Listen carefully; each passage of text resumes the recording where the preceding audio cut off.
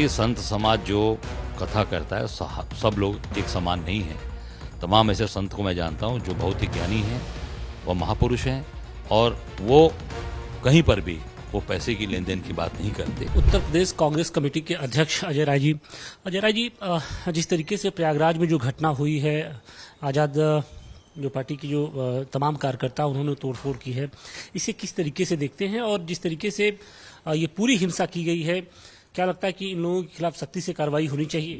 देखिए, मैं इतना जरूर कहना चाहूँगा कि जो घटना घटी इसकी मैं निंदा करता हूँ, भर्त्सना करता हूँ। इस तरह की घटनाएं नहीं होनी चाहिए। पर सरकार ने चंद्रशेखर जो रोका इनको, आज़ाद को, इनको जाने देना चाहिए थे। ले जा, पुरानी घटना है, उसमें जा चुके हैं हम। उसमें मैं और हमारे सांसद उज्ज्वल रमण हम लोग गए थे, जो एक दलित बस्ती में हुआ था, उसको जिंदा जला के मारा गया था। बहुत पुरानी घटना हो चुकी है। उसमें चंद्रशेखर को ले जाना चाहिए था। रोकने का कारण क्या था सरकार के? ये सरकार निश्चित तौर से कहीं ना कहीं ये दिखाई देता है कि सरकार ने जानबूझकर इस तरीके की चीज़ों को आगे प्रवोक करना, उनको रोकना, कि जिससे तनाव पैदा हो, मैसेज जाए। क्योंकि दलित समाज पूरी तरीके से कांग्रेस के साथ जुड़ रहा है, कांग्रेस के साथ आ रहा है और कांग्रेस के कार्यकर्ता वहाँ खड़े हैं। अब जिस तरह से हमारे नेता आदरणीय राहुल जी ने पूरे देश के अंदर जो संविधान बदलने की, संविधान को कुचलने की बात जो इस सरकार की 400 दीजिए तो हम बदल देंगे, इसके जो पूरी तरीके से हमारे नेता ने बात उठाई है, उससे पूरा दलित समाज पूरे देश का जागृत हुआ है और कांग्रेस की तरफ आ रहा है। उत्तर प्रदेश में विशेष रूप से आपने देखा लोकसभा का परिणाम कि हम 43 सीट जीत कर आए गठबंधन, और उसका परिणाम बहुत ही मजबूत होने जा रहा है आने वाले समय में। तो ये सरकार घबराई हुई है। तो ये जानबूझकर चीज़ों को एक तनाव पैदा करना, तनाव लोगों को आपस में झगड़े कराना कि ये सब चीजें होए और सरकार का कम उसको, भाजपा को उसका फायदा मिले। तनाव सिर्फ पूर्वांचल में ही नहीं देखने को मिल रहा है, पश्चिम में भी इटावा में जिस तरीके से घटना हुई कथावाचक को लेकर, सवाल इस बात का है कि अखिलेश यादव अब ये कह रहे हैं कि जो कथावाचक हैं उनके ऊपर भी सवाल उठा रहे हैं। उनका ये कहना है कि जो आज के संत हैं, कथावाचक हैं, वो अंडर टेबल भारी पैसा, मतलब मोटा पैसा लेते हैं, और उन्होंने बागेश्वर धाम पर भी आरोप लगाया है। देखिए, केवल आप आगरा की बात न करिए, इटावा की। आगरा में आप देखिए जिस तरीके से वहां पर करणी सेना को इकट्ठा कराया, जिस तरीके की चीजें हुई हैं, क्या है ये? इससे ये होता है कि ये सरकार उन लोगों को इकट्ठा कर रही है, प्रवोक कर रही है। आप क्यों नहीं कार्रवाई कर रहे हैं?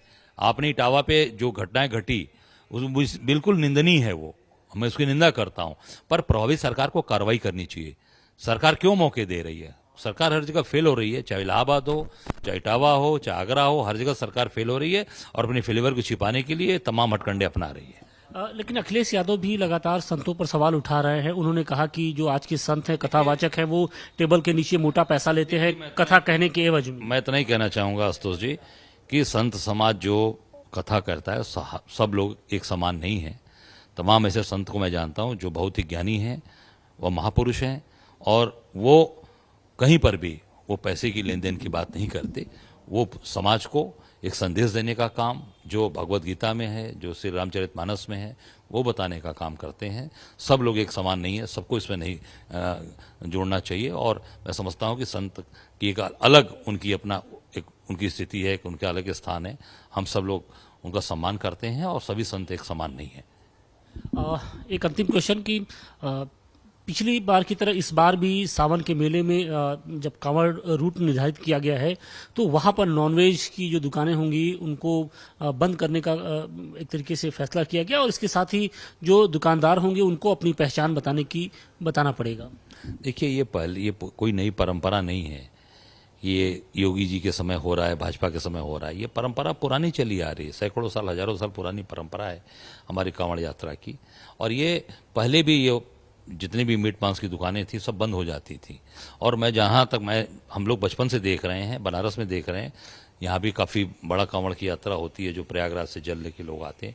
मीट मांस की दुकानें बंद होती हैं क्योंकि हर व्यक्ति जानता है कि सावन के महीने में ये सारी चीज़ें वर्जित हैं और लोग अपना जाते हैं, पूजा पाठ करते हैं, जल चढ़ाते हैं। तो ये सरकार जानबूझ के उसको प्रोवोक कर रही है, प्रोपगंडा कर रही है।